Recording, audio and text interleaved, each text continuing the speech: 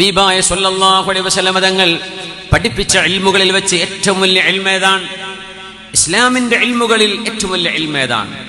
ദീനിന്റെ അറിവുകളിൽ വെച്ച് ഏറ്റവും വലിയ അറിവ് അദ്ദീനു അന്നസീഹ. ദീൻ എന്ന് പറയുന്നത് എല്ലാവർക്കും ഗുണം വേണം എന്ന് ആഗ്രഹിക്കലാണ്. ഇൽമിന്റെ അറിവുകളിൽ, ദീനിന്റെ അറിവുകളിൽ വെച്ച് ഏറ്റവും വലിയ അറിവ് അതാണത്രേ, അദ്ദീനു അന്നസീഹ. ഇസ്ലാം എന്ന് പറയുന്നത് നസ്വീഹയാണ്. നസ്വീഹ എന്ന് പറഞ്ഞാൽ നമ്മൾ വിചാരിക്കും വേള് പറയലാണ്, അല്ല. നസ്വീഹത്ത് എന്ന് പറഞ്ഞാൽ ഉറുദി പറയലാണോ?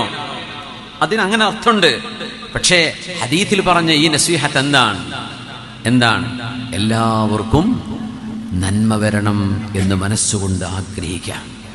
ഓല് തോൽക്കട്ടെ, ഓല് പരാജയപ്പെടട്ടെ, ഓല് നാണം കെടട്ടെ, ഇതൊരു മുഅ്മിന് ചിന്തിക്കാൻ പാടില്ല. അദ്ദീനു അന്നസീഹ. പാപികളായ ആളുകളെ കുറിച്ച് പോലും അല്ലാഹുവിന്റെ റഹ്മത്ത് കൊണ്ട് അവർ രക്ഷപ്പെടട്ടെ എന്ന് വിചാരിക്കലാണ് ദീൻ. ഓലങ്ങ് തോൽക്കട്ടെ, ഓരങ്ങ് മരിച്ചു പോട്ടെ, ഓർക്ക് അങ്ങനെ സംഭവിക്കട്ടെ, ഇങ്ങനെ കുരുത്തക്കേടുണ്ടാവട്ടെ, ഇതൊന്നും ഒരു മുഅ്മിന് ചിന്തിക്കാൻ കഴിയില്ല. എന്തുകൊണ്ട് കഴിയില്ല? അദ്ദീനു അന്നസീഹ. ദീൻ എന്ന് പറയുന്നത് ആദം നബിയുടെ മക്കളിൽ ഓരോരുത്തർക്കും, മുസ്ലിം ആണെങ്കിലും അല്ലെങ്കിലും, അവർക്ക് നന്മ വരണം, ഹിദായത്ത് കിട്ടണം എന്ന് ഖൽബ് കൊണ്ട് കൊതിക്കലാണ്. അത് നമുക്ക് എത്ര കണ്ടുണ്ട്, എത്ര കണ്ട് നമ്മളുടെ കീശയിൽ നിന്ന് ചാടിപ്പോയിട്ടുണ്ട് എന്ന് നമ്മളൊക്കെ ഒന്ന് ആലോചിച്ച് നോക്കുക.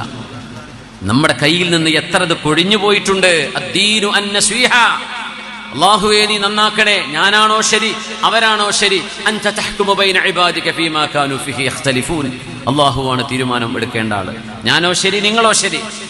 ദലീലുകൾക്ക് സംസാരിക്കാൻ കഴിയും, പക്ഷെ ഹുക്മ പറയുന്നത് അല്ലാഹുവാണ്.